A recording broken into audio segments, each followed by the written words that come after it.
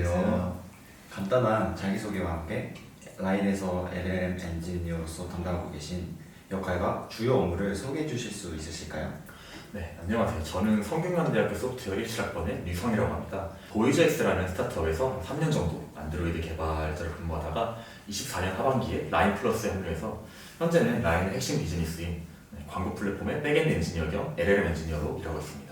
주로 대규모 트래픽을 처리하는 메인 광고 서버의 안정적인 운영과 유지 보수를 담당하고 있고요. 최근에는 LLM을 라인의 광고 서비스에 접목하는 여러 연구나 실험, 그리고 에이전트 개발 업무를 주로 수행하고 있습니다. 라인에서 근무하시며 참여하셨던 프로젝트나 업무 중 LLM 엔지니어로서 이 경험은 특히 중요했다라고 느낀 순간이나 기억에 남는 사례가 있으시다면 소개 부탁드립니다. 솔직히 말해서 처음에 LLM 에이전트 개발 업무를 맡았을 때는 약간 회의감이 있었어요. 모델을 직접 막 학습하거나 파인튜닝하거나 하는 그런 딥한 영역, 키치한 영역도 아니고 잘 만들어진 GPT, 모델 API 가져다가 에이전트라고 이름 붙이고 자연어로 프롬프트 딸깍하는 일, 엔지니어링 같지도 않고 약간 너무 재미없어 보였거든요. 근데 실제로 프로젝트를 진행하다 보니까 제가 좀 잘못 생각했구나 싶었어요. 초기에 제가 요즘 모델 똑똑하니까 대충 말해도 알아듣겠지, 크게 신경 쓰지 않고 약간 무작정 작업을 했거든요. 그러다 보니까 사실 뒤로 갈수록 기능도 제약도 계속 추가되면서 프롬프트가 엄청 비대해지고 약간 우리가 흔히 말하는 스파게티 코드 같은 스파게티 프롬프트가 돼버린 거예요. 근데 스파게티 코드는 사람이 읽기 힘들고 약간 유지 보수가 어려울지언정 컴퓨터는 코드를 있는 그대로 실행하죠. 근데 스파게티 프롬프트는 문맥이 꼬이고 모델이 지시를 잊어버리면서 기능 자체가 사실 서비스 입장에서 오동작을 하게 됩니다. 이런 상황을 보면서 저는 LLM 에이전트 개발이 약간 단순히 API 딸깍, 프롬프트 딸깍이 아니었구나. 자연어라는 굉장히 불확실한 인터페이스를 제어하고 비대한 레이턴시를 서비스에 사용할 수 있을 정도로 최소화하기 위한 어떤 엄격한 아키텍처 설계라는 하나의 엔지니어링 업무가 맞구나 하는 생각을 가지게 된 것 같아요. 거대한 프롬프트를 더 쪼개면서 이제 다시 에이전트의 역할을 분리하고 불필요한 API 호출을 최소화하는 그런 아키텍처를 새로 설계하고 제안하면서 열심히 일하고 있습니다. 실제 서비스에 AI, LLM 기능을 적용하는 과정에서 초기에는 크게 체감되지 않았지만 시간이 갈수록 반드시 고려해야 한다고 느낀 요소가 있다면 어느 것일까요? 우선은 전 자유도에 대한 부분인 것 같아요. 이게 LLM 에이전트랑 유저가 직접 대화를 하게 되면 사실 유저가 어떤 말을 할지, 어떤 인풋을 줄지에 대한 가능성은 무한하잖아요. 이게 에이전트가 갑자기 굉장히 민감한 얘기, 정치, 종교 얘기를 한다든지 아니면 회사에서 정책적으로 절대 수행하면 안 되는 그런 일들을 수행해주면 굉장히 문제가 되잖아요. 꼭 이런 극단적인 경우가 아니더라도 저희가 예상할 수 없는 어떤 답변이 출력된다는 것 자체가 굉장히 리스크이기도 하고요. 이걸 에이전트의 제약을 좀 많이 주고 자유도를 낮추는 방식으로 해결할 수도 있을 거고 공지사항으로 유저분들께 에이전트 특성상 저희 정책과 다른 어떠한 잘못된 말을 할 수도 있다 라고 사전 고지하는 방식으로도 해결할 수도 있고 사실 완벽하진 않아도 해결할 수 있는 방법은 다양한 것 같아요. 근데 사실 이러한 상황이 고려되지 않고 그냥 릴리즈를 하게 되면 회사의 서비스의 신뢰도가 떨어질 수도 있는 문제가 될 수 있기 때문에 이 에이전트를 도입한다, LLM을 도입한다라는 것이 가벼운 일이 아니라고 생각을 하게 되었고 중요한 서비스일수록 이런 부분을 처음부터 잘 고려해서 정책을 짜고 설계를 해야 된다라고 느끼게 되었습니다. 라인은 일본과 동남아 등 여러 국가의 사용자와 조직이 분포한 글로벌 기업으로 알고 있는데요. 이러한 환경에서 업무를 진행하며 느낀 장점이 따로 있을까요? 솔직히 말씀드리면 업무 난이도 만점에서는 장점보다는 어려움이 큰 게 사실입니다. 왜냐하면 여러 국가에 조직이 분포되어 있다는 건 그만큼 고려해야 될 변수도 많고 협의해야 되는 조직도 많다는 뜻이니까요.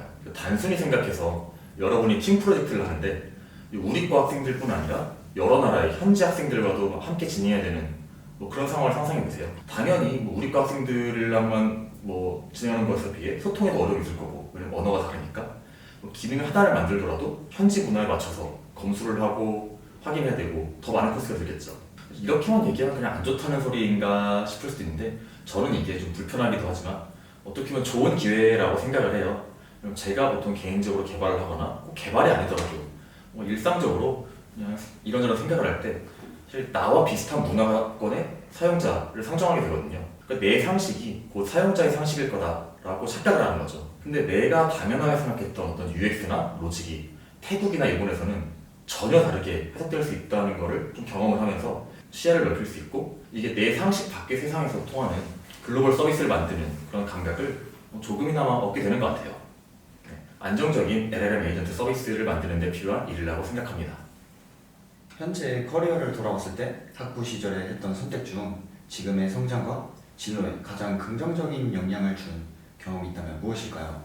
저는 내가 하고 싶은 개발, 내가 흥미를 가진 개발을 이것저것 계속 해본 것이 컸던 것 같아요. 저는 약간 이런 거였으면 좋겠다 싶거나 이런 거 만들어보고 싶다 하는 게 있으면 일단 만들어봤어요. 작게는 학교 공지사항을 크롤링해서 장학금이나 공모전 같은 키워드 알림을 해주는 프로그램부터, 당시에는 훈련소에서 핸드폰을 못 써서 저희가 인터넷으로 편지를 보내면 그날그날 조교가 출력해주는 시스템이었거든요. 그래서 친구가 군대 갔을 때 매일매일 뉴스를 크롤링해서 그 친구한테 보내주는 그런 프로그램도 만들어봤고, 자랑스러운 일은 아니긴 하지만 TO 통합 때 제가 원하는 과목이 빈자리가 나면 알림을 띄워주는 그런 앱도 만들고, 그 당시에 VR이 막 뜨기 시작해서 친구들이랑 같이 VR 게임 개발 동아리를 만들어서 VR 게임도 만들어보고 했어요. 그 동아리가 아마 지금은 마브라는 이름으로 운영되고 있을 것 같은데, 근데 이게 제가 뭐 엄청 대단한 실력이 있어서 만든 게 아니에요. 그냥 구글링해서 뭐 어떻게든 돌아가는 코드만 작성한 거고, 당연히 코드 퀄리티는 개판이고, VR 게임 만들었다고 했는데 그거 어디 못 보여주는 그런 정말 처참한 퀄리티의 게임이에요. 그러니까 재밌잖아요. 학교에서 시키는 뭐 공부나 과제, 뭐 별을 어떤 모양으로 찍고 트리를 만들려고 그러고 자꾸 최단경으로 찾으라고 하는데 n제곱이니 n로그 n이니 이런 거 배워서 어디에 써먹나 싶고, 저는 개발자로 성장하는 가장 빠른 길이 개발에 흥미를 느끼고 약간 자신감을 가지는 거라고 생각을 하는데, 이런 학교에서 배우는 것들이나 과제로 개발에 흥미를 가지기는 저한테는 쉽지 않았던 것 같아요.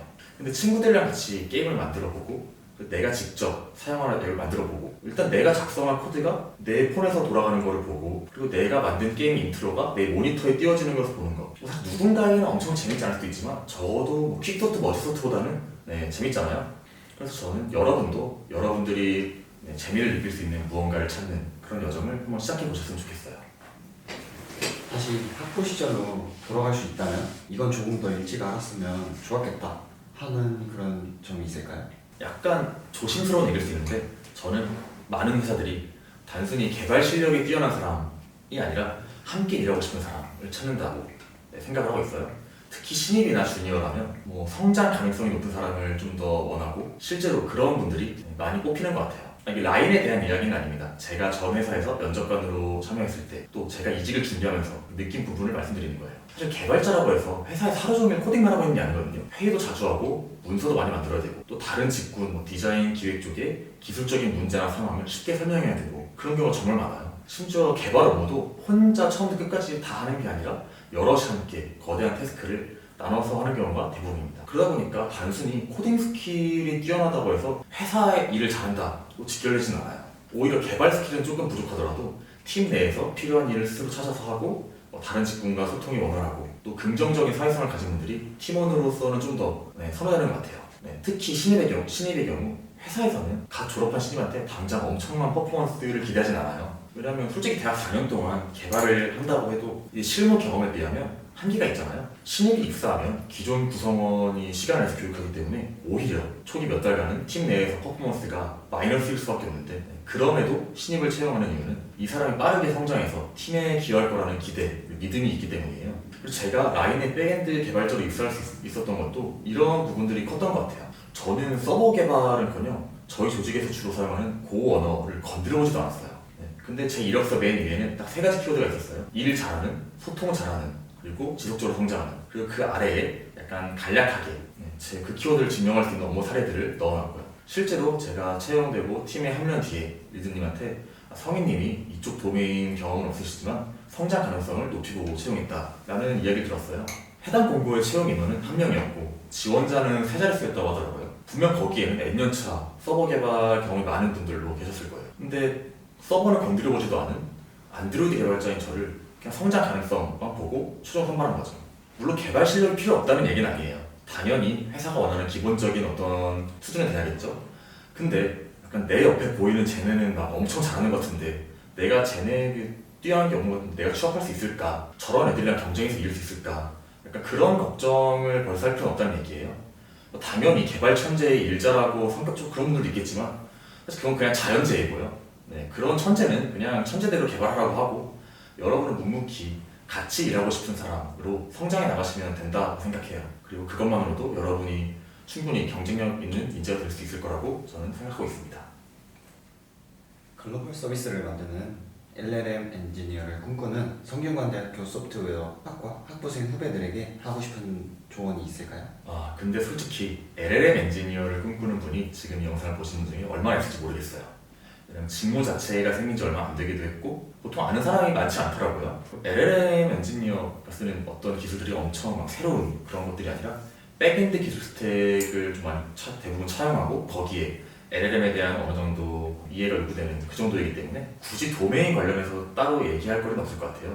많은 회사들이 AI를 미래의 핵심 목표로 집중하고 있지만 사실 아직 AI를 이용해서 어떤 글로벌한 성과를 낸 서비스는 저는 잘 떠오르지 않는 것 같아요. 특히 LLM 같은 경우는 지금 막 서비스에 도입되기 시작했지만 이게 아직 컨트롤하기가 너무 어렵고 테스트나 실무에 활용하는 그런 방법론도 정립해 나가는 과정이 있죠. 바꿔 말하면 AI 그리고 LLM을 이용한 서비스는 이제 시작된 시장이고 앞으로 더 많은 회사에서 그런 아이템을 찾고 개발하려고 할 거예요. 그리고 기업들은 앞으로 이런 문제를 해결할 수 있는 엔지니어를 더 많이 원할 거라고 생각을 하고 있어요. 그래서 사실 저는 여러분도 개발을 할 때 반드시 AI 모델을 처음부터 연구하고 학습하고 이런 거창한 일이 아니어도 좋아요. 요즘 로컬에서 돌릴 수 있는 그런 모델들이 많잖아요. 젠마 같은 경우는 LLM인데도 로컬에서 돌릴 수 있기도 하고요. 그러니까 백엔드나 프론트 개발을 하더라도 여기서 AI 모델을 어떻게 안정적으로 서빙할 수 있을까? 아니면 혹시 내 서비스에 이 AI를 어떻게 녹여낼 수 있을까? 이런 것들을 좀 고민해 보면서 마음만이라도 기술 트렌드를 따라가면 여러분 앞으로의 여정에 큰 도움이 되지 않을까 싶습니다. 오늘 인터뷰에 응해주셔서 감사합니다. 그렇습니다.